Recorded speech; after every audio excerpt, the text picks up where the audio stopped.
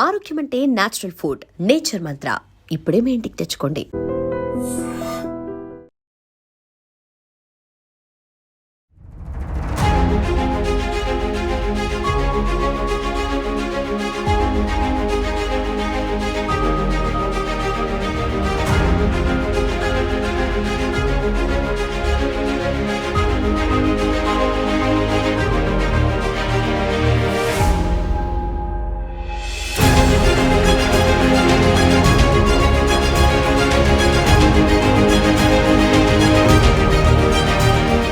నెల్లూరు జిల్లాలో మరో లారీ బీభత్సాన్ని సృష్టించింది. దుర్ఘటనలో 6గురు అక్కడికక్కడే చనిపోగా మరో 3 తీవ్రంగా గాయపడ్డారు. క్షతగాత్రులను హుటాహుటిన హాస్పిటల్కి అయితే తరలించడం జరిగింది.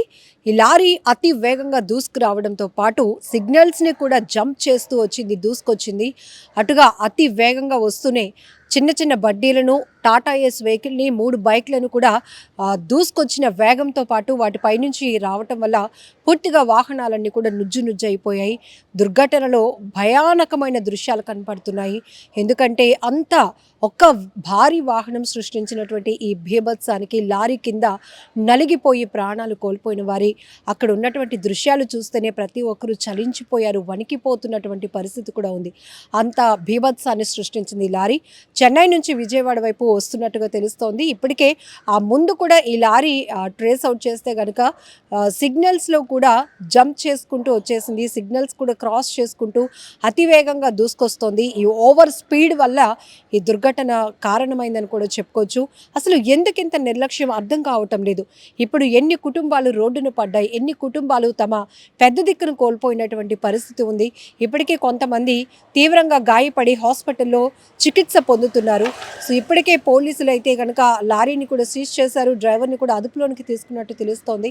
చాలా బాధాకరమైన విషయం. ఎందుకంటే ఈ మధ్య కాలంలో రోడ్డు ప్రమాదాల తీరు చూస్తుంటేనే వణుకు పుడుతోంది. ప్రయాణం అంటేనే ఒక రకమైన ప్యానిక్ ప్రతి ఒక్కరిలో మొదలవుతోంది. బస్సా, లారీనా, లేకపోతే కార్లా, ఇలా ఒక్కొక్కటి విమానాల, ఇలా ఏది అని చెప్పడానికి లేదు. ట్రైన్ యాక్సిడెంట్స్, ఇలా ఏదైనా కూడా ప్రయాణం సుఖవంతంగా సౌకర్యవంతంగా సాగాల్సినటువంటి జర్నీలు కాస్త విషాదంగా మారిపోతున్నాయి. అప్పటి వరకు అక్కడ మాట్లాడుకుంటున్న వాళ్ళు మాట్లాడుకుంటున్నారు, వెహికల్ పార్క్ చేసిన వాళ్ళు పార్క్ చేస్తున్నారు. రోడ్డు కాబట్టి అనేక రకాల యాక్టివిటీస్ మనకి కనిపిస్తాయి.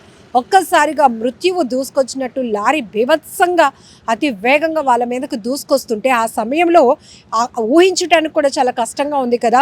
ఒక భారీ వాహనం, ఒక లారీ అలా అమాంతంగా దూసుకొచ్చేస్తూ ఉంటే ఎటు తప్పించుకోలేక అక్కడ ఉన్నవారు ఎంత నలిగిపోయి ఉంటారో కూడా మనం అర్థం చేసుకోవచ్చు. జనరల్గా సినిమాలో ఇలాంటి అంటే ఇంటెన్షనల్గా యాక్సిడెంట్లు చేయాలి అన్నప్పుడు అలాంటి వాహనాలు మీదకు వచ్చేస్తున్నప్పుడు ఎక్స్ప్రెషన్స్ అనేవి క్యాప్చర్ చేస్తారు. కానీ రియల్ లైఫ్లో కూడా ఈ వాహనాలు మృత్యువుల్లాగా మనుషుల కోరలు చాచి మింగేస్తున్నటువంటి పరిస్థితి ఉంది. మనుషుల నిర్లక్ష్యమే ప్రమాదాలకి ప్రధానమైన కారణం. ఇక్కడ వాహనాల పరిస్థితి కాదు, వెహికల్ కండిషన్ కావచ్చు, లేకపోతే ఫిట్నెస్ కావచ్చు, డ్రైవర్ యొక్క నిర్లక్ష్యపు నెగ్లిజెన్సీ డ్రైవింగ్ కావచ్చు, అతి వేగం, ఇర్రెస్పాన్సిబిలిటీ, అసలు బాధ్యత రాహిత్యంగా ఈ డ్రైవింగ్లు చేస్తూ స్టీరింగ్లు ఎటు పడితే అటు నడుపుతూ కూడా రోడ్లపైన బీభత్సాన్ని సృష్టిస్తున్నారు. అనేక మంది ప్రాణాలు తీయటానికి కారణమవుతున్నటువంటి పరిస్థితి ఉంది. ఇప్పటికే అనేక చోట్ల జరుగుతున్న రోడ్డు ప్రమాదాల వల్ల ఎంతోమంది అమాయకులు ప్రాణాలు కోల్పోతున్నటువంటి పరిస్థితులు ఉన్నాయి. అమాంతం ఇటు నుంచి వెళ్లాల్సినటువంటి వాహనాలు ఆ ఓవర్ స్పీడ్తో డివైడర్లు ఢీకొట్టి అటువైపు వెళ్ళిపోతున్నటువంటి పరిస్థితి. అంటే ఎంత భయానకమైన వాతావరణాన్ని క్రియేట్ చేస్తున్నాయో కూడా మనం అర్థం చేసుకోవచ్చు.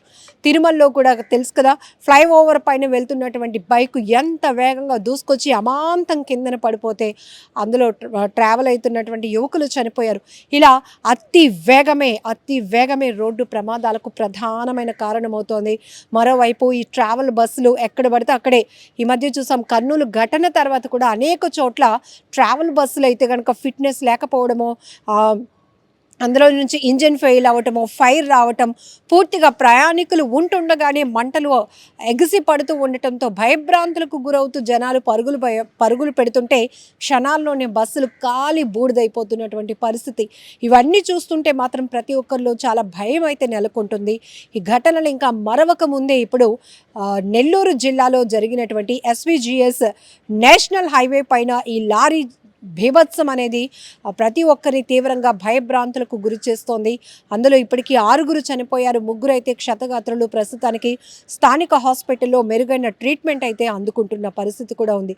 ఏది ఏమైనా రోడ్డు ప్రమాదాలు పూర్తి స్థాయిలో అరికట్టాలంటే పోలీసు వ్యవస్థ, ట్రాఫిక్ సిస్టమ్ ఎంత పటిష్టంగా పనిచేయాలో ప్రతి ఒక్కరిలో కూడా అంతే అవేర్నెస్, ఒక బాధ్యత కూడా ఉండాలి. ఎందుకంటే రోడ్డు మీదకు వెళ్తున్నామంటే మీకేదైనా జరిగితే మీ కుటుంబ సభ్యులు ఏమైపోతారో అని ఆలోచన రావాలి.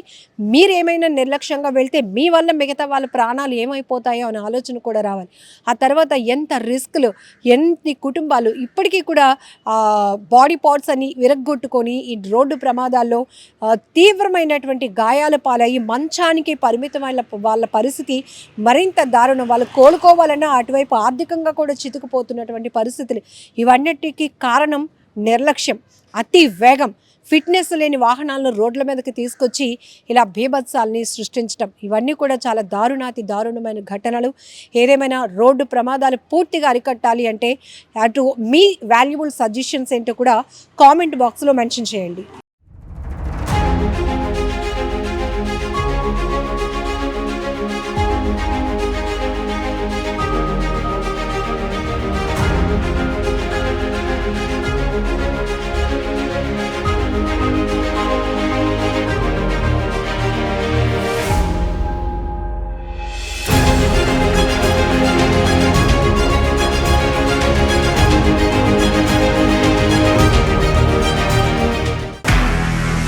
నిజంగా ప్రస్తుతం ఉన్నటువంటి సమాజం దేనికి ప్రయారిటీ ఇస్తుంది? ఆర్థిక సంబంధాల చుట్టూ మాత్రమే తిరుగుతుంది. మళ్ళీ ఎన్నికలంగానే చాలా విరక్తి కలుగుతాను.